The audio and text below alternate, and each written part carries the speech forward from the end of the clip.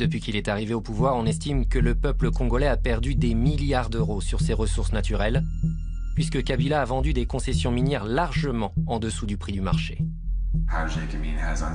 À plusieurs occasions, Gécamine a vendu des parts qu'elle possédait à un prix bien en dessous de la valeur du marché à des sociétés offshore qui les ont ensuite revendues à un prix bien plus élevé.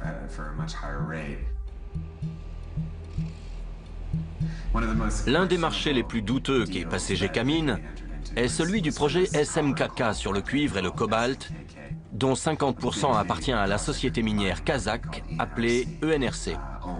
Les 50% restants appartiennent à Joseph Kabila. Tout d'un coup, Gécamine ne possédait plus les 50% restants. Ils ont été vendus à la société offshore Emerald Star Enterprises, basée sur les îles Vierges britanniques, pour la somme de 13 millions d'euros. Personne ne savait qui c'était ni d'où il venait. Quelques mois plus tard, ENRC a racheté la Emerald Star Enterprises, les 50% qui appartenaient autrefois à Gécamine, pour la somme de 66 millions d'euros. Ça n'a aucun sens. L'État a perdu plus de 50 millions d'euros. Il est évident que Gécamine savait que sa propriété valait bien plus de 13 millions. Alors, pourquoi est-ce qu'ils n'ont même pas bronché? L'élément commun entre tous ces marchés n'est autre qu'un seul homme, Dan Gertler, un ami du président congolais. C'est lui-même qui se revendique ami du président congolais. Les sociétés comme Glencore et ENRC font toujours appel à Dan Gertler. Tous les marchés passés avec Gertler fonctionnent de la même manière. Une société associée avec Gertler et basée sur les îles Vierges britanniques achète une concession minière à Gécamine pour environ 5% de sa valeur sur le marché. Juste après, la concession est vendue à une grosse société minière, ENRC ou Glencore, à sa véritable valeur. Cela représente une marge de bénéfice de 800%. Ces bénéfices ne reviennent pas à l'État congolais, mais uniquement aux sociétés offshore des îles Vierges britanniques. Comme les lois de ces îles protègent les sociétés, on ne peut pas savoir qui a réellement tiré profit de ces marchés. Peut-on prouver qu'il y a eu de la corruption? Non. Mais il y a une telle différence entre ce que le gouvernement déclare avoir reçu, ce que la société affirme avoir payé au gouvernement, et ce que la société a vraiment payé. On ne connaît pas les montants exacts. Ce n'est pas normal, et pourtant on voit ça depuis toujours.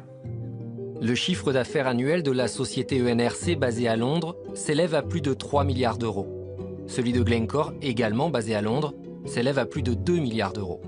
Dan Gertler fait désormais partie du classement des nouveaux milliardaires de moins de 40 ans.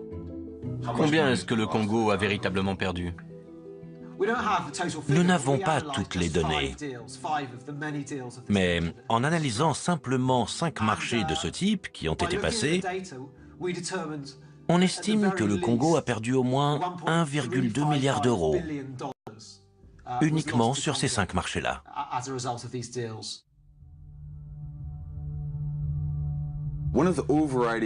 Pour moi, l'une des émotions qui caractérise le mieux tout ce conflit, c'est l'humiliation subie par les Congolais. Ils ont été humiliés, bafoués par les étrangers, par leur propre gouvernement, et ils se sentent complètement impuissants. Cela explique grandement l'exaspération totale que ressentent la plupart des Congolais. Ils ont l'impression d'être désarmés et de ne rien pouvoir faire. Je m'adresse à toi, la guerre. Tu n'as aucun ami. Tout le monde est contre toi. Je suis un orphelin à cause de toi. Tu as tué mon père. Tu as tué ma mère. Tu as tué mon frère et ma sœur. Je te déteste. Aujourd'hui, je suis un réfugié à cause de toi. Tu m'as chassé de ma maison. Tu l'as complètement brûlée. On a dû fuir à cause de tous les coups de feu. Ça fait 1 mois et demi qu'on est ici. On meurt tous de faim. Il n'y a aucun espoir ici. J'ai le cœur meurtri. Il n'y a pas de quoi être fier. Mais tu n'as pas gagné. Toute ma famille se bat contre toi. mon village se bat contre toi. Et le monde entier hurle « Non à la guerre!